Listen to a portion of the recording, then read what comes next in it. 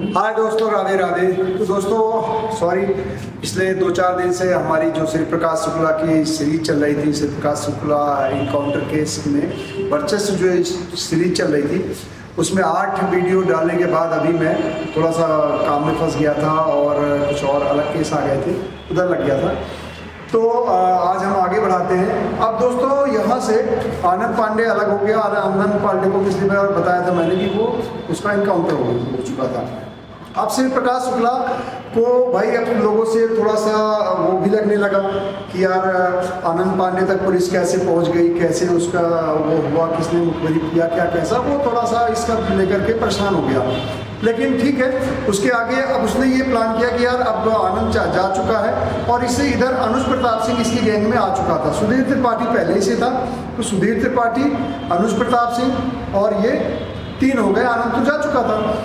अब ये बोला कि यार अब मेरे को ऐसा है, फिर अपनी टीम को रिकंस्ट्रक्ट करने के लिए और थोड़ा सा हमें दोबारा से वो अपना माहौल बनाने के लिए हमें पैसों की ज़रूरत होगी और उसके लिए हमें किडनैप करना पड़ेगा या कोई ना कोई पैसे का इंतजाम करने के लिए। तो वही सबसे बड़ा आसान तरीका तो वही होता कि भाई किडनैपिंग ही सबसे आसान तरीका है। तो उसने प्लान किया कि भाई ठीक है, हम किडनैपिंग करते हैं। तो सुधीर ने कहा कि ठीक है भैया, जो लोग हम लोग जिसके ऊपर वर्क किए थे और या कोई नया वर्क करना है तो अपने बंदों को फिर से लगा देते हैं और कुंडली निकालते हैं। फिर से कुंडली निकालना वो आप लोग समझते होंगे, जो श्री प्रकाश शुक्ला की भाषा में कहा जाता था कुंडली निकालना, मतलब पूरी इंफॉर्मेशन कलेक्ट करना। जिस बंदे का किडनैप करना होता था या जिस बंदे के ऊपर उसको मान लीजिए वो अपना टारगेट सेट करता था, उसकी पूरी इंफॉर्मेशन निकाल लिया करता था, उसको कहते हैं कुंडली निकालना। तो वो बंदे मतलब 5-6 ऐसे बंदे रख रखा था अपने कि जो मान लो कोई टारगेट दे दिया, उस टारगेट के पीछे लग जाते थे 24 घंटे कि वो दिन भर में कहाँ आया, कहाँ गया, कहाँ रुका, कहाँ खाया, कहाँ पिया, सारा कुछ पहले इंफॉर्मेशन ले लेता था और फिर उसके बाद उसको धमकाया करता था कि भाई तू यहाँ गया था, वहाँ गया था, मैं खड़ा था, मैं चाहता तो तुझे वहाँ गोली मार देता, मैं चाहता तो तुझे वहाँ पे किडनैप कर लेता, ये वो, और ऐसे करके इतनी दहशत भर देता था कि आदमी बिल्कुल मतलब उसका मोरल एकदम टूट जाता था। वो बंदा, उसको लगने लगता था कि यार अब कुछ हो ही नहीं सकता है, यदि श्री प्रकाश से बचना है तो और कोई रास्ता ही नहीं है भाई, इसको पैसा देने के सिवाय कोई रास्ता नहीं। इस तरह का प्रेशर क्रिएट कर देता था। तो इसी में जो इन्फॉर्मेशन आई, आज मैं आपको बताने जा रहा हूँ के रस्तोगी का, जो इसने अपहरण किया, इसके बेटे कुणाल रस्तोगी, के रस्तोगी का बेटा, जो कि सुलेमान कंपनी के मालिक थे। इनकी इंफॉर्मेशन निकल के आई, जो इनके गुर्गे ने बताया कि भाई ये के रस्तोगी काफ़ी पैसे वाला आदमी है, मेडिकल का इसका ये होलसेलर है और इसके पास बहुत पैसा है, तो यदि उसको उठा लिया जाए तो आराम से 5 करोड़ रुपए तक बड़े आराम से ये दे देगा। तो उसका ये, अब चूंकि जब उसकी इंफॉर्मेशन आ गई तो ये तय कर लिया कि भाई अब तो इसका गेम बजाने का इन लोगों ने फाइनल कर लिया। अब ये के रस्तोगी को फ़ोन किया करते थे, वो पहले यही करता था, पहले फ़ोन करके वो बोले कि भाई पैसे दे दो और पैसे की डिमांड करे। तो फ़ोन करके उसने बोला के रस्तोगी को कि भाई तुम्हें अपने 2 करोड़ रुपए देने हैं और यदि नहीं दोगे तो तुम मारे जाओगे। तो के रस्तोगी ने कोई इसको बहुत इतना सीरियस नहीं लिया और बात पे ध्यान नहीं दिया। उसके बाद दोबारा उसने फिर फ़ोन किया, तो 2-3 बार फ़ोन कर चुका। अब वो हर बार उसी तरह से मतलब कि उसको इग्नोर करते थे, इतना ज़्यादा ध्यान नहीं देते थे। लेकिन अब जब 3-4 कॉल कर लिया तो फिर वो उसने अपने उसमें आया और फिर उसको धमकाया के रस्तोगी को कि तेरे को समझ में नहीं आ रहा है, मैं तेरे को समझा रहा हूँ, मौका दे रहा हूँ, और यदि नहीं समझ में आया तो भाई तुझे उठा लेंगे, तेरे बेटे को उठा लेंगे, तू यहाँ आया था, वहाँ गया था और यहाँ ये रहता है, तेरा ऑफिस यहाँ है, तेरा वो वही चीज़ जैसे सबको बोलता है वैसे ही बोला। फिर भी वो पैसा देने के लिए तैयार नहीं हुए, उन्होंने मना कर दिया।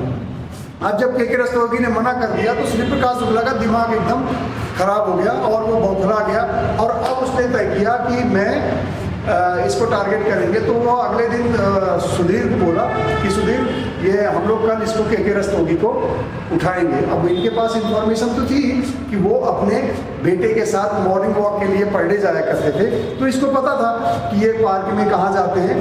तो अब इन्होंने सुबह माहौल सेट कर लिया और सुबह जब वो मॉर्निंग वॉक के लिए निकले के रस्तोगी, अपने बेटे कुणाल रस्तोगी के साथ। तो ये उसकी गाड़ी में जा कर के अपनी मारुति से उसमें जाके ठोकर मारे और गाड़ी का थोड़ा सा आगे का हिस्सा अगला गेट पे चुक भी गया और ये गाड़ी से निकले। और निकलने के बाद ये जाते ही के रस्तोगी को 5-6 गोलियां के रस्तोगी के गेट खोलते ही 5-6 गोलियां के रस्तोगी के ऊपर चला दिया और के रस्तोगी की वहीं पे मृत्यु हो गई। और ये देख के उसका हल्का शॉक हो गया, उसकी समझ में नहीं आया ये क्या हो रहा है। और ये जब तक वो लड़का कुछ सोचता समझता तो इस बीच उसका हाथ पकड़ के खींचा और खींच के अपनी गाड़ी में बिठा लिया और बिठा के लेकर के ये चला आया अपने घर पे।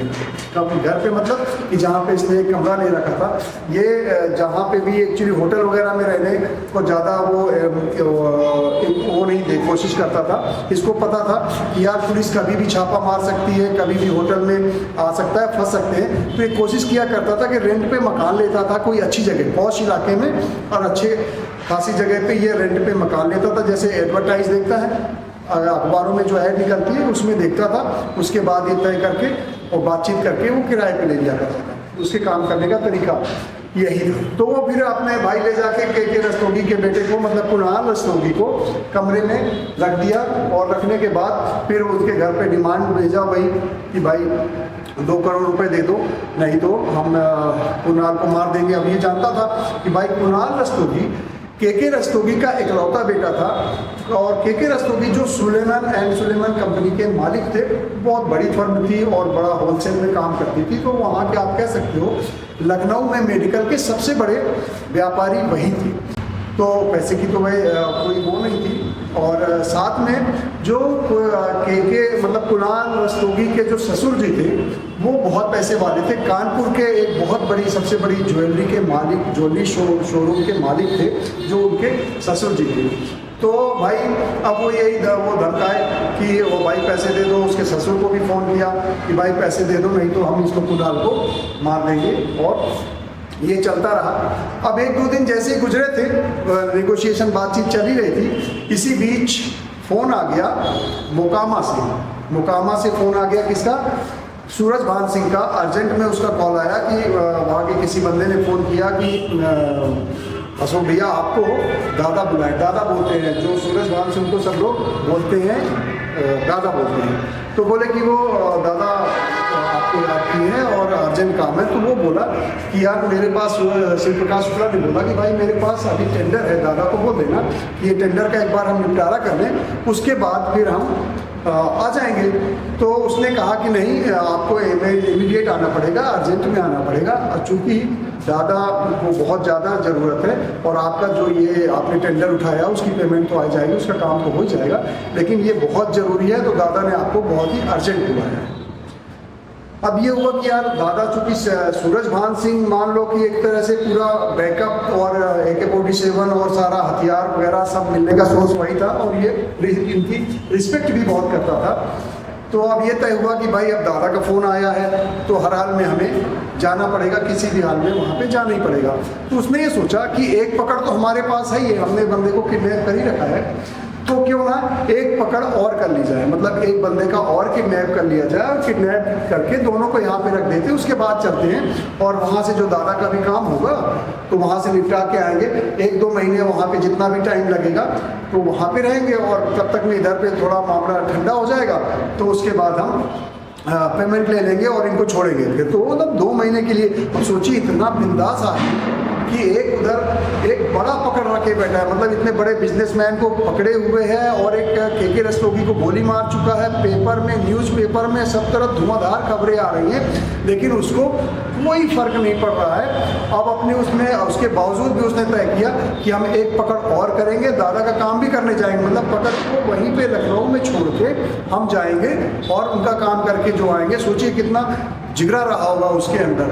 तो उसने तय किया कि भाई एक काम करो, हाल फिलहाल कल में एक वो टारगेट और सेट करो और हम इसका किडनैप करेंगे और इसका किडनैप करके फिर हम निपटा के यहाँ से चलेंगे दादा के पास।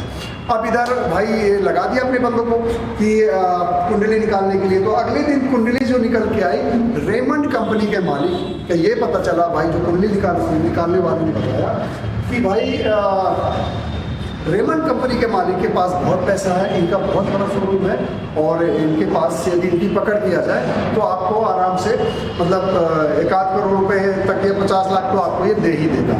ठीक है, अब भाई इसने कुंडली निकलने के बाद उसने फ़ोन किया कि भाई टारगेट सेट कर लिया कि भाई क्योंकि अर्जेंट में निकलना है, तो जाने के पहले था कि यार उसको बात करते हैं, फ़ोन करते हैं, माना तो ठीक है, नहीं माना तो उठा के उसको किडनैप कर लेंगे, रख देंगे और उसके बाद फिर यहाँ से चले जाएंगे। अब उसने जब फ़ोन किया तो भाई अब वो बंदे ने मना कर दिया कि भाई वो हम पैसा क्यों देंगे, हमारे पास पैसा नहीं है, ये है वो। लेकिन अब वो उसकी कहानी बताना शुरू कर दिया, उसकी भी कुंडली तो निकाल ही देता था कि भाई तू उस पान की दुकान पे गया, तू वहाँ से मिला, इस बंदे से मिला, यहाँ से उठा, वहाँ बंदा तेरे को लेकर गया, सारी इन्फॉर्मेशन दिया। तो ये सुनने के बाद वो थोड़ा सा वो हो गया, कान खड़े किया और जब ये पूरी कहानी बता दिया कि भाई मैंने वीरेंद्र शाही को मारा, मैंने विवेक श्रीवास्तव को मारा और तेरा भी वही हाल करेंगे यदि पैसा नहीं दिया, तो वो घबरा गया और घबरा गया। ये घर में ही बात हो रही थी, जब फ़ोन आया था घर पे ही बात हो रही थी और ये सारी बात उसकी मैडम बैठ के सुन रही थी साथ में खड़ी हो करके।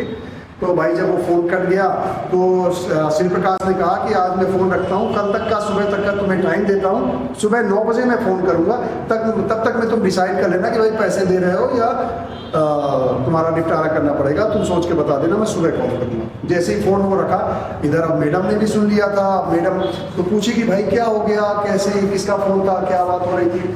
तो उन्होंने बताया कि भाई ये शिव प्रकाश शुक्ला जो अशोक सिंह है, वैसे सही नाम इसका शिव प्रकाश शुक्ला है, शिव प्रकाश शुक्ला ने इसी तरह से कॉल किया है और ये बड़ा खतरनाक आदमी है, वीरेंद्र शाही को इन्होंने मार, क्योंकि तो वो भी बोली कि हाँ यार इसकी तो चर्चा हम पर डे सुनते हैं न्यूज़पेपर में, इसकी तो रोज़ खबर आ रही है, ये कान वो कान बड़े बड़े कान करता है, तो बड़ा खतरनाक आदमी है। लेकिन हम लोग इतने आसानी से पैसा कैसे दे देंगे, हम पैसा क्यों देंगे, ये है वो है। तो बोले ठीक है, कल 9 बजे फ़ोन करने को बोला है। तो वो बोली उसकी वाइफ कि चलो सुबह हम बात करेंगे उससे और उसको बातचीत करते हैं और समझाते हैं कि भाई हमारे पास पैसा नहीं है, ये है वो है। सुबह फिर उसका 9 बजे फ़ोन आया। तो जब फ़ोन आया तो इस बार उसकी मैडम ने फ़ोन उठाया और मैडम ने कहा कि भाई अभी आपको किससे बात करनी है। तो बोला कि भाई मैं अशोक सिंह बोल रहा हूँ और मैंने कहा था मैं सुबह फ़ोन करने के लिए, तो भाई तुम्हारे वो हस्बैंड कहाँ चले गए और ये तो अच्छा नहीं हुआ और यदि ये तो दिमाग ख़राब करने वाली बात है।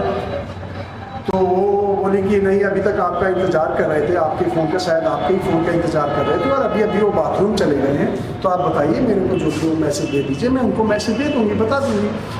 तो बोला कि भाई मैंने, तो बात चालू हुई। तो बोले कि भाई हमने कहा था उन्हें कि वो व्यवस्था करके रखना और वो फ़ोन करके चला गया, ये वो अच्छा नहीं किया उसने, बुरा होगा, ये वो होगा बोला।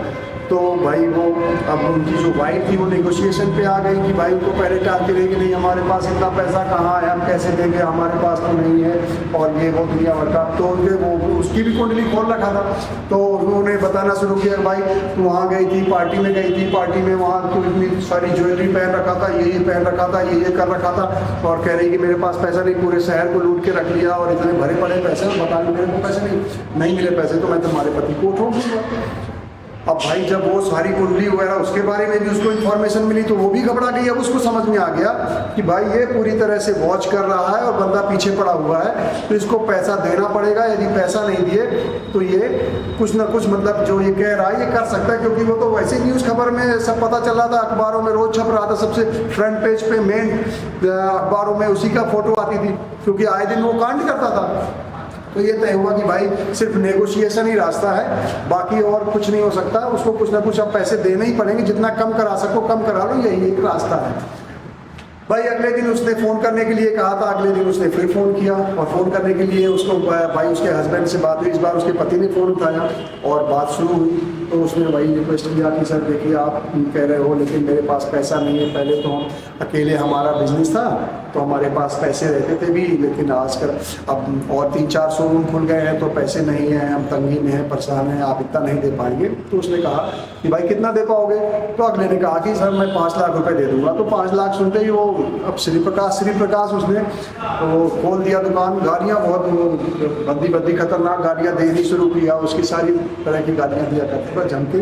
तो उसने गालियाँ दिया और वो तो फिर वो बातचीत करते करते थोड़ा सा पोलाइट हो रहा था, तो बोला इतने में नहीं बनने वाली बात, वो ये बताओ। तो उसने फिर वो जब समझ गए कि भाई अब ये नहीं मानेगा तो उसे बोले कि ऐसा करता हूँ मैं आपको 10 लाख रुपए दे देता हूँ, और बाकी आप किस्त में बांध दीजिए, तो हम 1 साल में 10-10 लाख रुपए महीने, हर 3 महीने के 4 महीने के अंतर पे कर करके हम ऐसे आपको दे देंगे। तो उसका 1 साल सुनते फिर उसका दिमाग खराब हो गया, फिर उसने उसको गालियाँ दिया, लेकिन फिर भी चलो ये बात हुआ कि चलो ठीक है पहली किस्त तुम कल पहुँचाओ, उसके बाद अगली किस्त का वो फिर देख लेंगे कैसा क्या है। तो अगले दिन उसने कहा कि भाई मेरा बंदा आएगा और अपने यहाँ तुम 10 लाख रुपए तैयार रखना और इमीडिएट दे देना, किसी भी तरह की वो लापरवाही नहीं होनी चाहिए।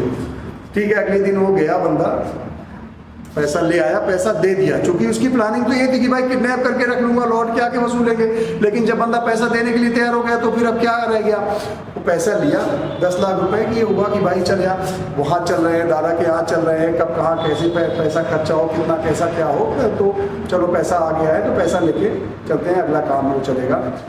तो वो पैसा वसूल लिए, वसूलने के बाद वो मोकामा के लिए निकल लिए। मोकामा में उन्होंने, आपको पता है कि मोकामा में उन्होंने जो शिव प्रकाश शुक्ला ने बताया था, तो मैं आपको कल की आपको हिस्ट्री में बताऊंगा। कल ये वर्चस्व की जो कहानी चल रही है उसमें कल मैं बताऊंगा कि मोकामा से इतना अर्जेंट कॉल क्यों आया था, अर्जेंट में शिव प्रकाश शुक्ला को क्यों बुलाया गया था, ऐसा क्या बड़ा काम अटक गया था कि जिसकी वजह से वो बिल्कुल टाइम नहीं था, मतलब कि इमीडिएट एक्शन लेना पड़ रहा था। और शिव प्रकाश शुक्ला को टेंडर उठाने के बाद, टेंडर मतलब किडनैप करने के बाद भी सारा यहाँ कुछ छोड़ करके वहाँ पे जाना पड़ रहा था। ऐसा क्यों हो रहा था, तो वो कल की सीरीज में मिलेंगे। तो कल फिर इसी टाइम पे दोस्तों नए उसमें आएंगे, तो आगे की स्टोरी कल आपको बताएंगे। तब तक के लिए चलते हैं, बाय दोस्तों, राधे राधे।